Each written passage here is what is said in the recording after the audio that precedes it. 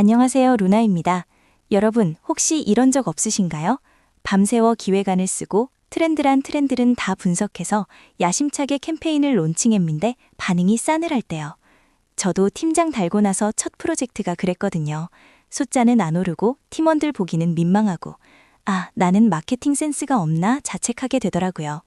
그런데 오늘 소개할 책을 읽고 깨달았습니다. 제가 놓치고 있던 건 센스가 아니라 이것이었다는 걸요.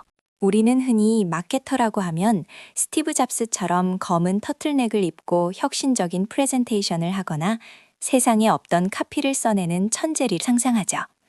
하지만 배달의 민족 장인성 상무가 쓴 마케터의 일은 다르게 말합니다. 마케팅은 예술이 아니라 파는 일이고 사게 만드는 일이라고요.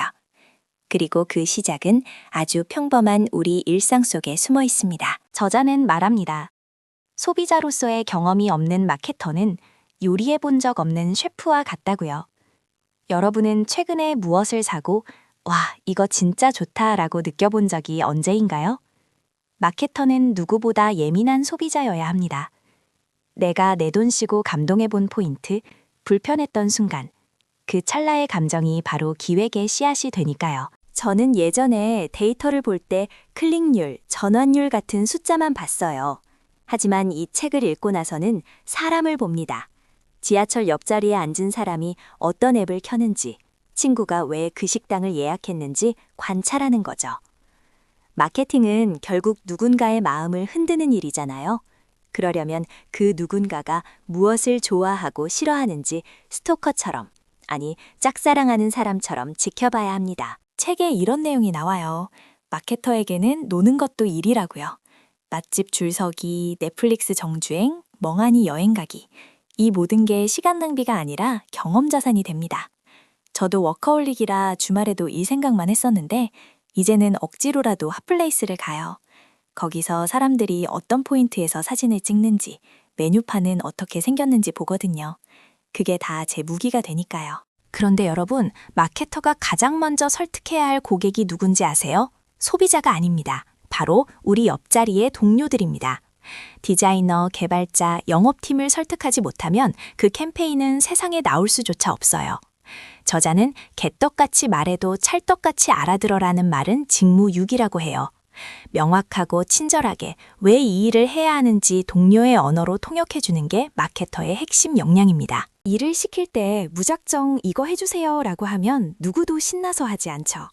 왜 해야 하는지, 이 일이 전체 그림에서 어떤 역할을 하는지 공유해야 합니다. 책에서는 이것을 맥락을 공유한다고 표현해요. 목표가 공유된 팀은 디테일이 다릅니다. 시키지 않아도 더 좋은 방법을 찾아오거든요. 저도 팀원들에게 지시하기보다 우리가 해결해야 할 문제를 먼저 이야기하기 시작했습니다.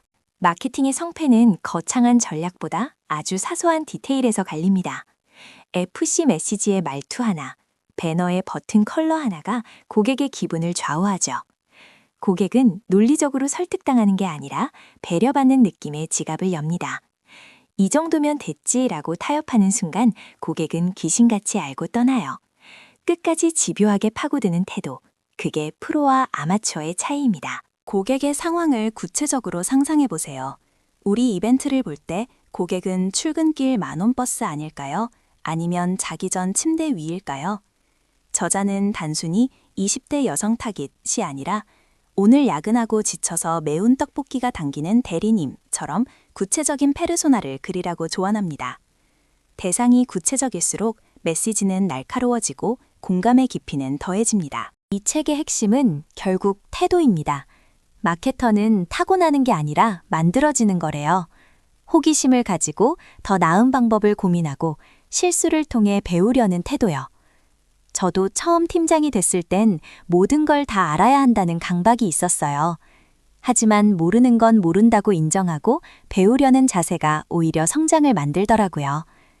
여러분의 성장은 어디서 멈춰 있나요? 마케터에게 실패는 숙명입니다. 10번 시도하면 7번은 실패할 수도 있어요. 중요한 건 실패 자체가 아니라 왜 실패했는지를 아는 겁니다. 실패한 데이터도 훌륭한 자산이 되거든요. 저자는 다음에 더 잘하면 된다는 쿨한 마음가짐을 강조합니다. 쫄지 마세요. 시도하지 않아서 얻는 0보다 실패해서 얻는 마이너스 1이 나중에 플러스 10이 될 테니까요. 마케터의 무기는 결국 글쓰기입니다. 카피 한 줄, 보고서 한 장, 메일 한 통이 다 글이잖아요. 화려한 미사여부가 아니라 읽는 사람을 배려한 쉽고 명확한 글쓰기요. 저자는 자신이 쓴 글을 소리내어 읽어보라고 합니다. 입에 걸리는 부분이 있다면 고객의 눈에도 걸릴 테니까요. 말이 되는 글, 마음을 움직이는 글은 솔직함에서 나옵니다. 마케터에게 취향은 선택이 아니라 필수 능력입니다. 내가 무엇을 좋아하는지 알아야 남에게도 권할 수 있으니까요. 여러분은 어떤 브랜드, 어떤 음악, 어떤 공간을 좋아하세요? 내 취향이 깊어질수록 제안할 수 있는 폭도 넓어집니다. 그냥 좋아하는 게 아니라 왜 좋아하는지 설명할 수 있는 수준까지 취향을 뾰족하게 다듬어 보세요. 자기가 맡은 브랜드를 사랑하지 않으면서 남들에게 사랑해달라고 하는 건 모순이죠. 우리 제품의 가장 큰 팬은 나 자신이 되어야 합니다. 단점이 보여도 애정을 가지고 어떻게든 장점으로 승화시키려는 노력. 그 진정성은 고객에게 반드시 전달됩니다. 지금 담당하고 있는 그 제품, 정말 사랑하고 계신가요? 아니라면 사랑할 구석을 찾아보세요. 마케팅은 장기전입니다. 반짝 아이디어로 한 번 터뜨리는 게 아니라 꾸준히 고객과 관계를 맺는 과정이죠. 그래서 체력과 멘탈 관리가 중요해요. 저자도 바쁠수록 잘 챙겨 먹고 잘 자려고 노력한다고 해요. 방전된 마케터에게서 창의적인 아이디어가 나올 리 없잖아요. 멍하니 쉬는 시간도 업무의 연장이라 생각하고 죄책감 갖지 마세요. 일 잘하는 마케터의 마지막 조건은 함께 일하고 싶은 사람이 되는 것입니다. 실력이 아무리 좋아도 소통이 안 되고 독단적이라면 오래 갈 수 없어요. 내 의견이 소중한 만큼 동료의 의견도 존중하고 작은 도움에도 감사를 표하는 태도. 결국 일은 사람이 하는 거니까요. 여러분은 옆자리 동료에게 어떤 사람으로 기억되고 싶으신가요? 트렌드는 매일 바뀝니다. 어제는 틱톡이 떴다가 오늘은 또 다른 AI 툴이 나오죠. 하지만 마케팅의 본질은 변하지 않습니다. 사람의 마음을 얻는 것. 도구는 계속 배우면 되지만 사람에 대한 관심과 사랑은 기술로 대체할 수 없어요. 마케터의 일이 강조하는 것도 바로 이 변치 않는 본질에 집중하라는 것입니다. 이 책을 덮고 저는 팀원들에게 메일을 보냈어요. 지시사항이 아니라 우리가 이번 프로젝트를 왜 해야 하는지, 이게 고객에게 어떤 즐거움을 줄 수 있는지에 대한 제 생각을 담아서요. 그리고 놀랍게도 팀 분위기가 바뀌었습니다. 단순히 일을 처리하는 게 아니라 함께 고민하기 시작했거든요. 여러분도 오늘 당장 작은 Y를 공유해 보세요. 마케팅은 결국 삶을 대하는 태도와 닮아 있습니다. 내 주변을 사랑하고 작은 것에 감탄하고 더 나은 내일을 위해 고민하는 것. 꼭 마케터라는 직함을 달지 않았더라도 우리는 모두 자기 인생을 경영하는 마케터입니다.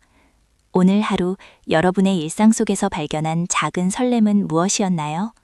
그게 바로 여러분의 다음 히트작이 될지도 모릅니다. 일 잘하는 사람의 비밀은 멀리 있지 않습니다.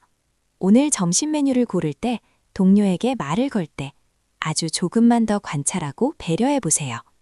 그 작은 변화가 쌓여 여러분을 대체 불가능한 프로로 만들어줄 겁니다. 내용이 좋았다면 구독과 좋아요 눌러주시고 오늘 발견한 여러분만의 마케팅 인사이트를 댓글로 남겨주세요. 실천하는 하루 되세요. 안녕.